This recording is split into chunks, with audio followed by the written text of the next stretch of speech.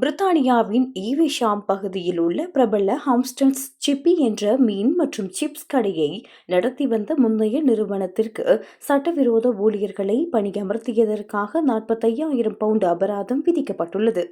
இந்த உணவகம் தற்போது புதிய உரிமையாளரான கேமரூன் ஹிண்டன் என்பவரால் வாங்கப்பட்டு கடந்த ஏப்ரல் மாதம் மீண்டும் திறக்கப்பட்டுள்ளது. இந்த அபராதத்திற்கும் தங்களுக்கும் எந்த தொடர்பும் இல்லை என்றும் முந்தைய உரிமையாளரின் பிற கடைகளிலும் சோதனை நடத்தப்பட்டதாக அவர் கூறியுள்ளார். பிரித்தானிய குடிவரவு அமலாக்கத்துறை சட்டவிரோதமாக ஊழியர்களை பயன்படுத்திய நிறுவனங்களின் பட்டியலை வெளியிட்டதன் மூலம் இந்த விவரம் வெளிச்சத்திற்கு வந்துள்ளது. நாட்டில் வேலை செய்ய உரிமையற்ற ஒருவரை வேலைக்கு அமர்த்துவது சட்டப்படி கடுமையான குற்றமாகும். ஊழியர் ஒருவருக்கு வேலை செய்ய உரிமை இல்லை என்பதை தெரிந்தே பணியமர்த்தும் நிறுவனங்களுக்கு 5 ஆண்டுகள் வரை சிறை தண்டனை மற்றும் வரம்பற்ற அபராதம் விதிக்கப்படலாம்.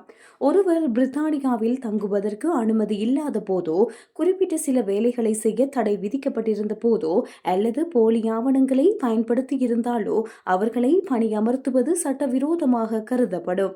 நிறுவனங்கள் தங்களின் ஊழியர்களுக்கு முறையான வேலைவாய்ப்பு உரிமை இருக்கின்றதா என்பதை சரிபார்க்க தவறினால் பல மாதங்கள் அல்லது வருடங்களுக்கு பிறகு கூட இத்தகைய கடுமையான சட்ட நடவடிக்கைகளை எதிர்கொள்ள நேரிடும் என எச்சரிக்கப்பட்டுள்ளது.